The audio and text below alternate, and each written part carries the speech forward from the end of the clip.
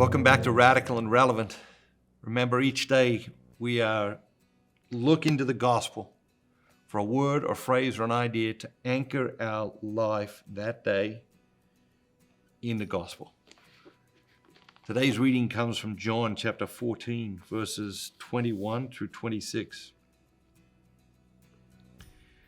He who has my commandments and keeps them, he it is who loves me. And he who loves me will be loved by my Father, and I will love him and manifest myself to him. Judas, not Iscariot, said to him, Lord, how is it that you will manifest yourself to us and not to the world?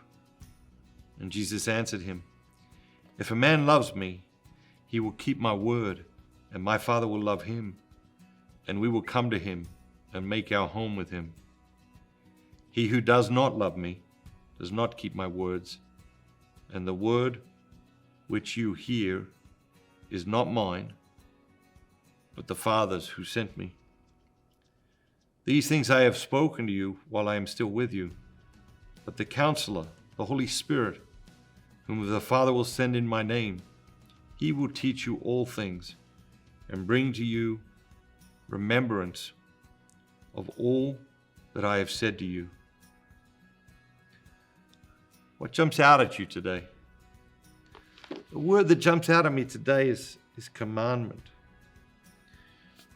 Jesus talking about he who has my commandments and keeps them, he it is who loves me. So he's teaching us the fundamentals of love here, right? Love isn't what love says, love is what love does. You know, sometimes people say to you over and over again, I love you, I love you, I love you.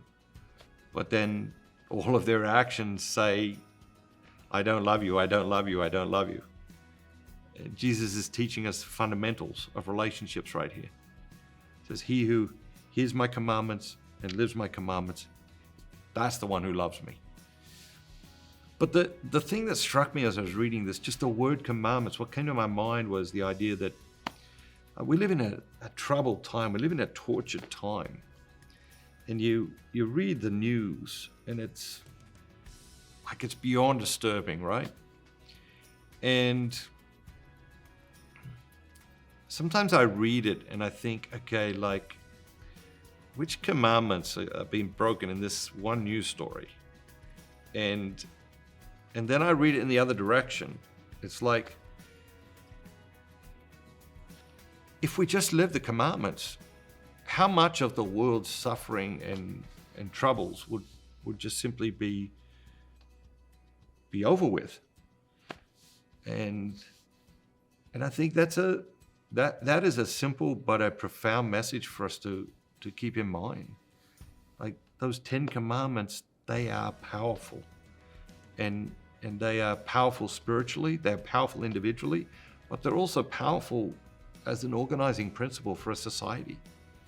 And a society that organizes itself around those principles will thrive.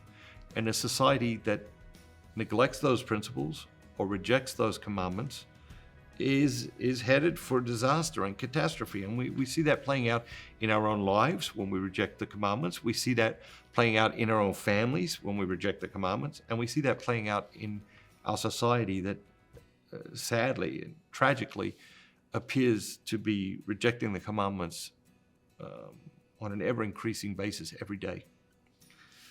Let's get out there today. Let's live bold lives. Let's live the commandments. And remember, don't just be yourself. Be the very best version of yourself, all that God created you to be.